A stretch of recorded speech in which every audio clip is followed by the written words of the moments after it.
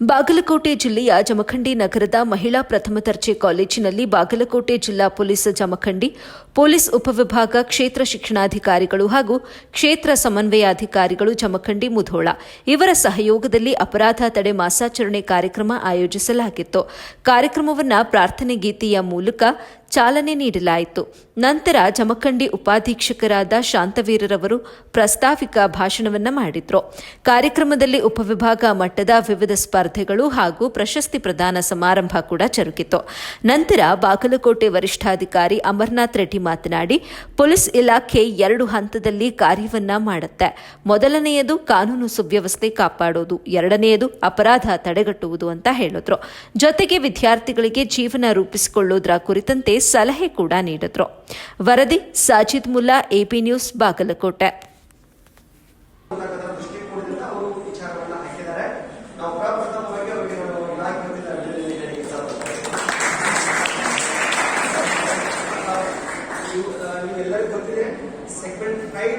ಶಾಲಾ ಕಾಲೇಜಿನಲ್ಲಿರ್ತಕ್ಕಂಥ ವಿದ್ಯಾರ್ಥಿಗಳಿಗೆ ಆಧಾರ ಮೂಡಿಸುವಂತ ಪ್ರಯತ್ನ ಮಾಡ್ತೀವಿ. ಈ ನಿಟ್ಟಿನಲ್ಲಿ ನಾವು ಈ ಸಾರಿ ನಮ್ಮ SP ಸಾಹೇಬರ ಒಂದು ತುಂಬಾ ಇಂಟ್ರೆಸ್ಟ್ ಮತ್ತು ಅವರ ಮಾರ್ಗದರ್ಶನದ ಮೇರೆಗೆ ಶಾಲಾ ಕಾಲೇಜು ವಿದ್ಯಾರ್ಥಿಗಳಿಗೆ ವಿವಿಧ ಸ್ಪರ್ಧೆಗಳನ್ನು ಮಟ್ಟದಲ್ಲಿ ಈಗ ಸಬ್ ಜಿಲ್ಲೆಗಳಲ್ಲಿ ಸ್ಪರ್ಧೆಗಳನ್ನು ಮಾಡಿದ್ವಿ.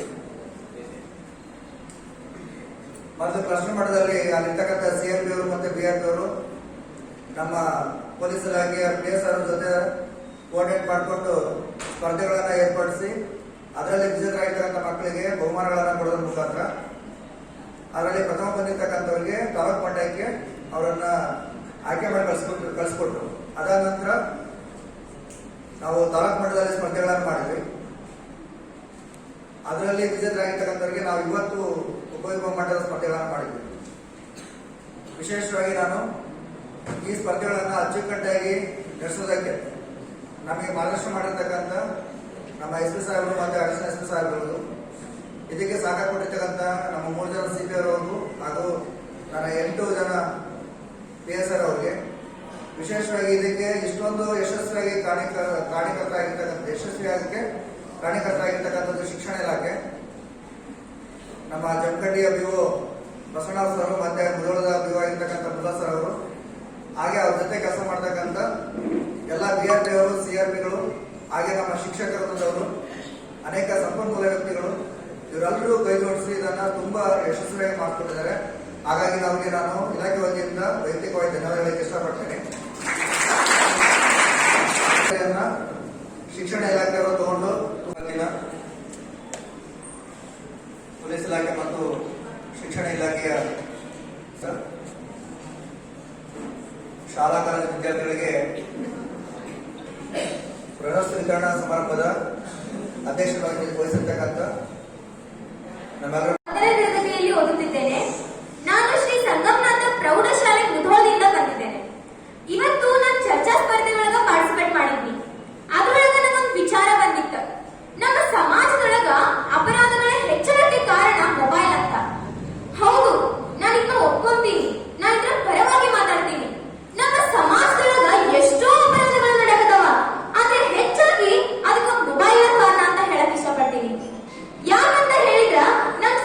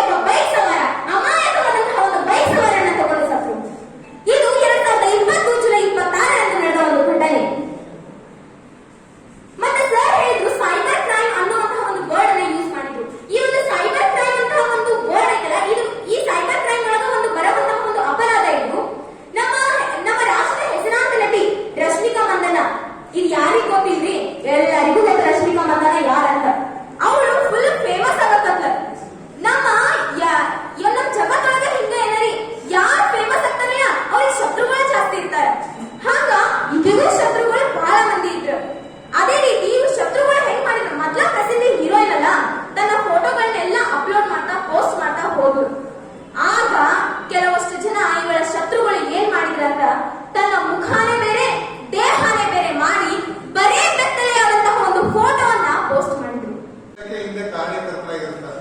ನಿಮ್ಗೆ ಯಾವುದೇ ಅಡಚಣೆ ಆಗಲಾರದ ರೀತಿಯಿಂದ ನಾವು ಇಂದ ಬ್ಯಾಕ್ ಗ್ರೌಂಡ್ ಅಲ್ಲಿ ತುಂಬಾನೇ ಕೆಲಸ ಮಾಡಿರ್ತೀವಿ, ಅದು ನಿಮ್ ಗಮನಕ್ಕೂ ಬಂದಿರಲ್ಲ. ಅದನ್ನ ಪರಿಪಾಲನೆ ಮಾಡ್ತಕ್ಕಂಥದ್ದು ಸರ್ಕಾರ ನಮಗೆ ನಿಗದಿ ಮಾಡಿದ್ರೆ ಆ ಕೆಲಸವನ್ನು ಕೂಡ ಪೊಲೀಸ್ ಇಲಾಖೆ ಮಾಡ್ತೀವಿ.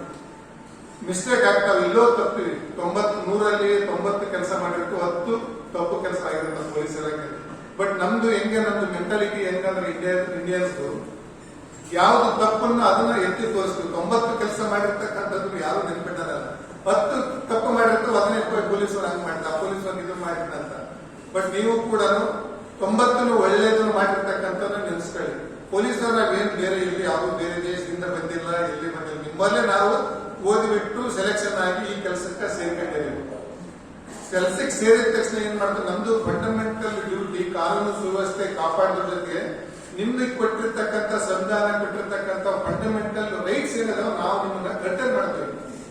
ಯಾವುದೋ ಫಂಕ್ಷನ್ಸ್ ಇರ್ತ, ಯಾವುದೋ VIP ಇರ್ತಾರ, ಏನೋ ಅಲ್ಲಿ ಗೊಂಬೆ ಆಗಿರ್ತ, ನಿಮ್ಮನ್ನ ತಡೆಗಟ್ಟೆ ಆ ಕಡೆ ಹೋಗ್ಬೇಡಿ.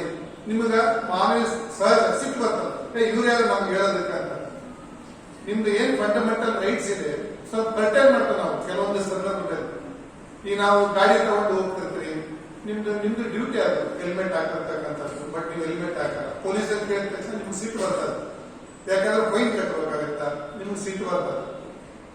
ಯಾವ್ದು ತಪ್ಪು ಮಾಡ್ತಾರೆ, ನಮ್ಮ ಹತ್ರ ಕೇಸ್ ಬರ್ತಾ ನಾವು ನಿಮ್ಗೆ ಅರೆಸ್ಟ್ ಮಾಡ್ತೀವಿ. ಅರೆಸ್ಟ್ ದೊಡ್ಡ ಇದು ಅಂದ್ರೆ ನಿಮ್ದು ರೈಟ್ಸ್ ಎಲ್ಲನೂ ಕಿತ್ಕೊಂಡ್ಬಿಡ್ತೀವಿ ನಾವು. ನಿಮ್ಮನ್ನ ಕಿತ್ಕೊಂಡು ನಾವು ಬಂಧನದಲ್ಲಿ ಹಾಕ್ತೀವಿ. ಮನುಷ್ಯನಿಗೆ ಸಿಟ್ಟು ಬರ್ತದ, ಅವಾಗ ನಿಮ್ಗೆ ಪೊಲೀಸರ ಬಗ್ಗೆ ಸಿಟ್ಟು ಬರ್ತದ. ಬಟ್ ನಮ್ದು ಏನ್ ಡ್ಯೂಟಿ ಇರುತ್ತೆ, ಕಾನೂನನ್ನ ಪರಿಪಾಲನೆ ಮಾಡ್ತದೆ. ನಮ್ಮ ದೇಶದಲ್ಲಿ ಸುಮಾರು ಜನಕ್ಕೆ ಕಾನೂನು ಗೊತ್ತಿಲ್ಲ. ಬಟ್ ಕಾನೂನು ಹೇಳುತ್ತ ಪ್ರತಿಯೊಬ್ಬ ನಾಗರಿಕರದ್ದು ಕೂಡ ಹಕ್ಕು. ನೀವು ಕಾನೂನು ತಿಳ್ಕೊಂಡಿಲ್ಲ ಅಂತಂದ್ರೆ ನಿಮ್ಮದು ತಪ್ಪದ, ನಿಮ್ದು ಅಜಾಗರತೆ, ನಿಮ್ದು ನೆಗ್ಲಿಜೆನ್ಸ್ ಅದು. ನಮ್ಮ ಕಾನೂನಲ್ಲಿ ಬರದ ಪ್ರತಿಯೊಬ್ಬರು ಕೂಡ ನಮ್ಮ ಸಂವಿಧಾನ ತಿಳ್ಕೊಂಡಿರ್ಬೇಕು, ಮತ್ತೆ ಎಲ್ಲಾ ಕಾನೂನುಗಳನ್ನು ತಿಳ್ಕೊಂಡಿರ್ಬೇಕು. ರೂಲ್ಸ್ ಏನ್ ಹೇಳ್ತಾ ಮೊದಲು ಕೂಡ ತಿಳ್ಕೋಬೇಕು. ನೀವು ರೂಲ್ಸ್ ಬ್ರೇಕ್ ಮಾಡ್ತೀರಿ, ನಾವು ಅದಕ್ಕ ನ್ಯಾಯಾಲಯಕ್ಕೆ ಇವರಿಗೆ ತಪ್ಪು ಮಾಡಿದಾರೆ, ಇವರಿಗೆ ಶಿಕ್ಷೆ ಕೊಡಿ ಅಂತ ನಿಮ್ಮ ಮುಂದೆ ನಾವು ಒಂದು ವರದಿಯನ್ನು ಕೊಡ್ತೀವಿ. ಅದು ನಿಮ್ಗೆ ಸಿಟ್ಟು ಬರ್ತದೆ. ಸೊ ಕಾನೂನು ಸುವ್ಯವಸ್ಥೆ ಬಗ್ಗೆ ಹೇಳಿದೆ, ನಿಮಗ ಕಾಪಾಡತಕ್ಕಂಥದ್ದು ನಾವು ಇಂದ ಬ್ಯಾಕ್ ಗ್ರೌಂಡ್ ಒಳ್ಳೆ ಕೆಲಸಗಳನ್ನ ಎಲ್ಲಾ ರಾಜ್ಯದಲ್ಲಿ ಮತ್ತೆ ದೇಶದಲ್ಲಿ ಪೊಲೀಸ್ ಇಲಾಖೆ ಮಾಡ್ತಕ್ಕಂಥದ್ದು. ಬಾರ್ಡರ್ದಲ್ಲಿ ಹೇಗೆ ನಮ್ದು ಡಿಫೆನ್ಸ್ ದವರು ಉತ್ತಮವಾಗಿ ಕೆಲಸ ಮಾಡ್ತಾ ಇರ್ತಾರೆ, ನಮ್ದು ಇಂಟರ್ನಲ್ ಸೆಕ್ಯೂರಿಟಿ ಸಂಬಂಧ ಶಿಕ್ಷಣ ಇಲಾಖೆ ಮತ್ತು ಪೊಲೀಸ್ ಇಲಾಖೆ ಜಮಖಂಡಿ ಉಪವಿಭಾಗದಿಂದ ಪೊಲೀಸ್ ಇಲಾಖೆ ನಡೆಸಿರ್ತಕ್ಕಂಥ ಅಪರಾಧ ಮಾಸಾಚರಣೆಯ ಸಂಬಂಧ ನಮ್ಮ ವಿದ್ಯಾರ್ಥಿಗಳಿಗೆ ಹಲವಾರು ಪರೀಕ್ಷೆಗಳನ್ನ ಏರ್ಪಾಡು ಮಾಡಿದ್ರು. ಈ ದಿನ ಸಮಾರಂಭ ತಮ್ಮೆಲ್ಲರಿಗೂ ಪ್ರಶಸ್ತಿ ವಿಜೇತರಿಗೆ ನಾನು ಶುಭ ಹಾರೈಸ್ತೀನಿ. ಅದೇ ರೀತಿ ಎಲ್ಲ ವಿದ್ಯಾರ್ಥಿಗಳು ಯಾರ್ಯಾರು ನಮ್ಮ ಕಾಂಪಿಟೇಷನ್ಸ್ ನಲ್ಲಿ ಭಾಗವಹಿಸಿದ್ರಿ ಅವರೆಲ್ಲರಿಗೂ ಕೂಡ ಕೃತಜ್ಞತೆ ಮತ್ತು ಧನ್ಯವಾದಗಳನ್ನ ನಾನು ಸಲ್ಲಿಸ್ತೇನೆ. ಈ ಸಮಾರಂಭದಲ್ಲಿ ಉಪಸ್ಥಿತರಿರ್ತಕ್ಕಂಥ ಜಮಖಂಡಿ ಉಪವಿಭಾಗದ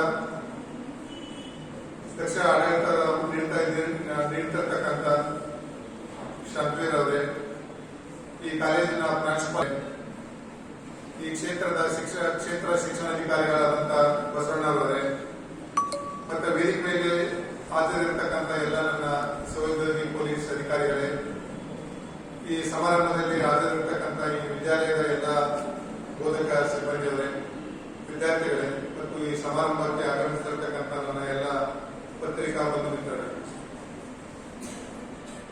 ಲಂಚು ಸಮಯ ಒಂದು 15ರಿಂದ 20 ನಿಮಿಷ ನಾನು ಮಾತಾಡ್ತೀನಿ.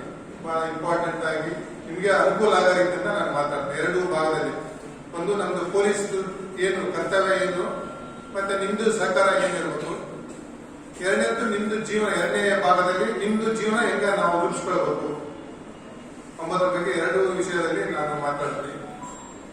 ಮೊದಲನೇದಾಗಿ ಪೊಲೀಸರದು ಡ್ಯೂಟಿ ಏನು. ಸೊ ನಿಮ್ಗೆಲ್ಲರಿಗೂ ಒಂದ್ಸಲ ಒಂದು ಟೈಪ್ ಪೊಲೀಸರ ಬಗ್ಗೆ ಎಲ್ಲಿಗೂ ಸಾರ್ವಜನಿಕರಿಗೆ ಏನೋ ಪೊಲೀಸರು ಅಂತಂದ್ರೆ ಎಲ್ಲದಕ್ಕೂ ನಿಮ್ಗೆ ಬೇಕು ನಾವು. ಬಟ್ ನಿಮ್ ಮನಸ್ಸಲ್ಲಿ ಎಲ್ಲೋ ಒಂದ್ಸಲ ಪೊಲೀಸರು ಅಂತಂದ್ರೆ ಏನೋ ಬೇರೆ ಬೇರೆ ಅರ್ಥ. ಯಾಕಂದ್ರೆ ನೀವು ಹಲವಾರು ಸಿನಿಮಾದಲ್ಲಿ ನೋಡಿರ್ತೀರಿ, ಹಲವಾರು ಪತ್ರಿಕೆಗಳಲ್ಲಿ ಓದಿರ್ತೀರಿ, ನಿಮ್ಗೆ ಆ ಕಾನ್ಸೆಪ್ಟ್ ಇರ್ತ ಪೊಲೀಸ್ ಅಂದ್ರೆ ಹಿಂಗಿರ್ಬೇಕು ಅಂತ ಸಿನಿಮಾದಲ್ಲಿ ನೋಡಿದ ತಕ್ಷಣ ಅದೇ ರೀತಿ ನೀವು ಎಕ್ಸ್ಪೆಕ್ಟ್ ಮಾಡ್ತೀರಿ. ಬಟ್ ಬೇರೆ ಬೇರೆ ರೀತಿಯಿಂದ ಪೊಲೀಸರನ್ನ ಸಿನಿಮಾದಲ್ಲಿ ತೋರಿಸಿರ್ತಾರೆ, ಅದು ನೀವು ಮುಂಚೆಯಿಂದನೂ ಅದು ಮನಸ್ಸಲ್ಲಿ ಕೂತ್ಬಿಟ್ಟಿರ್ತಾರೆ. ಬಟ್ ಅದಕ್ಕೆ ನೀವು ಪೊಲೀಸರ ಜೊತೆ ನಮ್ದು ಪೊಲೀಸ್ ಸ್ಟೇಷನ್ಗೆ ವಿಸಿಟ್ ಮಾಡಿ, ನಿಮ್ದು ಸಂಬಂಧಿಕರಲ್ಲಿ ಇರ್ತಕ್ಕಂಥವ್ರು, ನಿಮ್ದು ಫ್ರೆಂಡ್ಸ್ ಅಲ್ಲಿ ಇರ್ತಕ್ಕಂಥವ್ರು, ಪೊಲೀಸರ ಜೊತೆ ನೀವು ಒಂದು ದಿನ ಅವ್ರು ಏನ್ ಕೆಲಸ ಮಾಡ್ತಾರೆ ಅನ್ನೋದು ನೋಡಿದ್ರೆ ನಿಮ್ಗೆ ಅನ್ಸುತ್ತೆ ಪೊಲೀಸರ ಬಗ್ಗೆ ನಿಜವಾಗ್ಲೂ ಕೂಡ ಹೆಮ್ಮೆ ಪಡ್ತಕ್ಕಂಥ ನಿಮ್ಗೆ ಅವಾಗ ಅನ್ಸುತ್ತೆ ಅವ್ರು ಪೊಲೀಸ್ ಅಂದ್ರೆ ಈ ಕೆಲಸ ಅಂತ. ನಮ್ದು ಎರಡು ಮುಖ್ಯವಾಗಿ ಕೆಲಸ ಮಾಡ್ತೀವಿ ನಾವು. ಒಂದು ಕಾನೂನು ಸುವ್ಯವಸ್ಥೆಯನ್ನೇ ಕಾಪಾಡ್ತೀವಿ. ಎಲ್ಲ ದೊಡ್ಡ ಶಬ್ದ ಇದು. ಎಲ್ಲಿಯಾದ್ರೂ ನೋಡು, ಯಾವುದೇ ಸರ್ಕಾರ ಏನಾದ್ರು ಸರ್ಕಾರ ಈ ರಾಜ್ಯದಲ್ಲಿ ಕಾನೂನು ಸುವ್ಯವಸ್ಥೆ ಕುಸಿತೋಗ್ಬಿಟ್ಟದ ಅಂತ ಹೇಳ್ತಾರೆ. ಬಹಳ ದೊಡ್ಡ ಅರ್ಥ ಇದೆ ಕಾನೂನು ಸುವ್ಯವಸ್ಥೆ ಅಂದ್ರೆ. ನಾನು ಸಿಂಪಲ್ ಆಗಿ ಹೇಳ್ಬೇಕಂತಂದ್ರೆ, ನೀವು ಬೆಳಿಗ್ಗೆ ಯಾವ ಸಮಯದಲ್ಲೇ ಹೇಳ್ತೀರಿ ಆ ಸಮಯದಿಂದ ತಿರ್ಗಾ ಮಲಗೋ ಸಮಯವರೆಗೂ ಕೂಡ ನಿಮ್ದು ಒಂದು ಕ್ಷಣನೂ ಕೂಡ ನಿಮ್ಗೆ ಡಿಸ್ಟರ್ಬ್ ಆಗಿರಬಾರ್ದು. ಬೆಳಿಗ್ಗೆ ಹೇಳ್ತೀರಿ